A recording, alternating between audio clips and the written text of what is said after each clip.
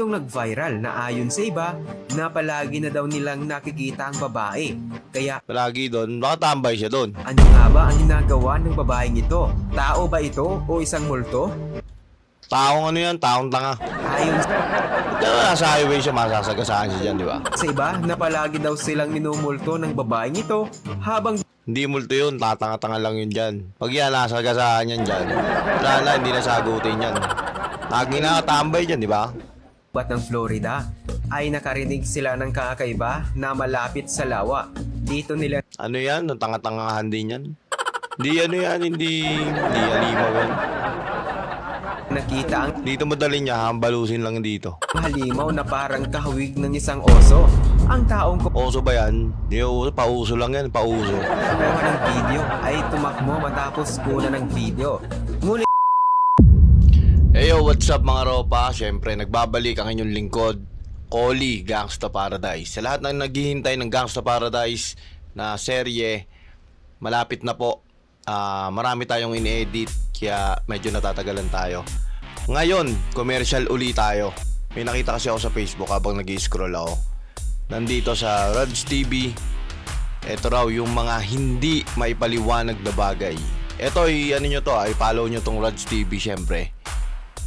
Ito yung re-reviewin natin ngayon kung totoo ba ang mga sinabi niya dito at mga video na makikita natin ngayon. Okay, Ropa, let's go. ikinagulat ng mga tao kung ano ang nakunan sa Ohio. Alright, kumusta? Ano yun? Gagamba? Grabe no? Yun ang itsura. Parang gagambang ano yung gagambang hari yung itsura niya. Parang edit. Tingnan natin. Welcome back sa Roads TV. Araw-araw ay may maraming kababalaghan ang nakunan sa bansang US.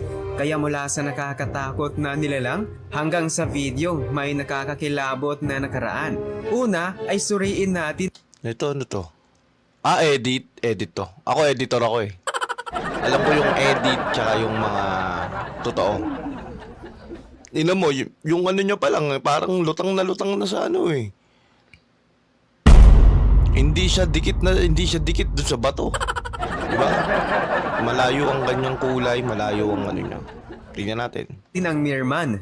Ang kakaibang video ay nakunan sa baybayin ng USA na nagpapakita ng misteryosong nilalang Nag-iba yung itsura, naging bungo. Nung kanina parang babaeng itsura, tapos naging bungo. Wow, mali no? na nakaupo sa semento. Mukha namang tao ang katawan at kung Ayan, natin yung itsura niya dyan, parang mukhang babae, di ba? suriin ng mabuti ay meron itong buntot. Tapos naging bungo bigla, di ba? Oh, mga ropa, kayo na musga. Ako, tinignan ko lang. Sige, tuloy natin. Dahil sa hugis ng kanyang katawan Ano ba, gumagalaw-galaw pa ba? Kalupit ba? Kalupit ng effects ba? at malapit sa dagat, ay marami ang nag-aakala na ito ay isang Mirman, ang lalaking bersyon ng lalaking Serena. Meron ring hasang sa gilid ng kanyang ulo. Malayo yan, malabong ano yan. Mukhang ano eh, mukhang alien yung itsura niya oh. Ayon naman sa iba na May hasang daw, hindi naman nakakunan. mukha itong karaniwang Ay nako, naloloko tayo. hayop na may karamdaman. Ngunit noong lapitan ay bigla na lamang itong tumalon sa tubig. Tumalon pa. Una ulo. Ano ang nilalang na ito ay naging debate Ang kulit niya gumalaw eh, na parang robot. Robot ata na isda yan eh. sa maraming tao. At narito rin ang Ito, gagamba naman. nakakatakot na video. Noong 2022 ay Di ako tatakot dyan, sisipain ko yan pag nakita ko yan eh. Di ako natatakot sa ganyan. Dami-daming Coco Lumber na sa paligid dyan eh, hahambalusin ko yan. viral ang kakaibang nilalang na tumatawid sa kalsada. Tatawid pa siya no? Nakunan sa Ohio. Ito ay payat at may mahabang Kaya mga ropa, pag nakakita kayo ng ganyan, anong gagawin? Tatakbo kayo? Kung hindi, kukuha ako ng pamalo. Hahambalusin ko yan. paa at braso. Meron ring buntot. Ayon sa lalaking kumuha ng video, ay tumayo ang kanyang balahibo habang kinukunan ang nilalang. Tumayo pa balahibo no? Ayos ba? Sinusundan pa niya ito Ulit gumalaw no? Parang mantis. at kinunan sa iba't ibang anggulo. Naging debate naman sa karamihan Tumatawid pa sa mga highway. Saan ka makakita niyan? kung peke Kalupit to. ba o totoo ang videong ito. O baka naman Walang pakialam yung mga tao, no? Parang ano lang sa kanila, parang aso lang, parang ganun, parang pusa. Tumatawid-tawid sa kalye, no? Kung ako habulin ko yan. Nalagay ko sa aquarium yan. ito ay isang nilalang na mula sa ibang planeta. At narito rin ang kakaibang nilalang. Hindi ito isang pagkain, kundi isang hayop, isang uri ng mollusk. May kayumanggi at pulang kulay. Mukhang pagkain na biglang Para siyang ano, yung... Alam ko may nakakita ako yun sa mga nagmumukbang yung ganyan. Bumubuga ng tubig yan. nabuhay.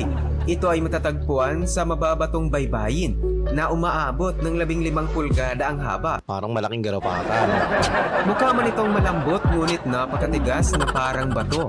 Ayon naman sa iba na ito ang pinakapangit na hayop sa buong mundo. Hindi ayop yan. Wala siyang mata eh. Sa ilalim nito ay may maraming ngipin na ginagamit upang dumikit sila Hindi ang ngipin yan, hindi niya ngipin yan. Ano yan eh, paa yan eh. sa mga bato. Kaya umiwas sa nilalang na ito kung sakaling makikita mo sila. Paa yan, hindi ngipin yan. At narito rin ang misteryosong eroplano sa Hindi, may ganyan na talaga. Ano yan eh. Tawag dyan sa ano na yan, yung stealth bomb. May ganyan na talaga. Hindi sasakyan ng alien yan. Area 51. Marami ang nagtatanong kung ano ang meron sa Area 51 ng Nevada, USA. Eh, maraming aeroplano dyan. Marami ang nagsasabi na dito ginagawa ang mga aircraft ng militar. At Stealth bomb yan tawag dyan. ito na mismo ang nakuna ng Stealth bomber. kamera. Ito ay isang kakaibang aircraft na dinadala ng sasakyan. Walang nakakaalam kung anong uri ng sasakyan ito. Lumilipad na yan eh. Marami ng ganyan nun lumilipad. Noong 2022 ay itinayo ang warehouse na malapit sa Area 51. Naniniwala na dito tinatago ang mga aircraft. Siyempre, bawal ipakita yan kasi mga secret weapon yan eh. Hindi natin kailangan ano yun yan. Meron silang mga ginagawang armas pero bawal ipakita kasi baka kopyahin ng kalaban. Yeah, ano yan, protektado yung area na yan. At nakunan pa mismo ng satellite ang laman ng warehouse. Ayon sa iba na ito ang advanced technology ng US militar Mismo. na ginagawa ng kumpanyang Skakwork. Sila ang tagalikha ng mga makabagong teknolohiyang pandigma. Mismo. Ngunit tahimik pa rin ang otoridad tungkol sa misteryosong video. At narito rin ang kaluluwa sa highway. Habang nagmamaneho ang lalaking ito, ay bigla na lamang siyang nakakita ng nakakatakot na imahe Kaluluwa ba yun? Hindi naman kaluluwa yun. gamit ang dashcam. Noong Hindi kaluluwa yun. Ano yun? Street lights yun eh. i-review ang footage, ay dito niya napag-alaman na mayroong babaeng nakatayo sa Malabong babae yan. Ano yan? Parang sign. gilid. Agad itong nag-viral na ayon sa iba na palagi na daw nilang nakikita ang babae. Kaya Palagi doon. Baka tambay siya doon. ano nga ba ang ginagawa ng babae nito? Tao ba ito o isang multo? Taong ano yan? Taong tanga. Ayon Kaya nasa highway siya, masasagasaan siya dyan, di ba? sa iba na palagi daw silang minumulto ng babaeng ito habang Hindi multo yun, tatanga-tanga lang yun dyan. Pag yan, nasagasaan yan dyan. Wala na, hindi nasagutin yan. Lagi nakatambay dyan, di ba? Dahil yan, pinapalis ng MMDA. dumadaan sa kalsadang ito. At narito rin ang halimaw sa lawa. Isang araw habang Hindi halima. Content lang yun. Mga ganong video. Content lang nila yun. Marami views yun. naglalakad ang mga tao sa gubat ng Florida, ay nakarinig sila ng kakaiba na malapit sa lawa. Dito nila Ano yan? Ang tanga-tangahan din yan. Hindi ano yan. Hindi halimaw yan. nakita ang Dito madali niya. Hambalusin lang dito. halimaw na parang kahawig ng isang oso. Ang taong Oso ba yan? Hindi uso. Pauso lang yan. Pauso. kumuha ng video ay tumakbo matapos kunan ng video. Ngunit ang nakakatakot na bagay ay nananatili pa ring misteryo Hindi misteryo yan. Kalokohan yan. sa mata ng maraming tao. At narito rin ang reles ng tren. Ang misteryosong reles ay natagpuan sa baybayin ng Cape May ng New Jersey. Nababalutan Hindi release yan. Kahoy lang yan ang pinagdugtong-dugtong. Parang bangka. Mga daong. ng buhangin ng ilang taon. Alam ko may release dyan. Ang lambot ng lupa dyan. Lulubog ang lupa dyan. At nung Dapat nag-iisip din tayo, di ba? lumaan ang malakas na bagyo, ay saka pa lamang itong nadiskubre Release, kahoy. Ano yan? Coco lumber. Palot China. Yun pala, ang reles na ito ay nagmula pa noong unang digmaan.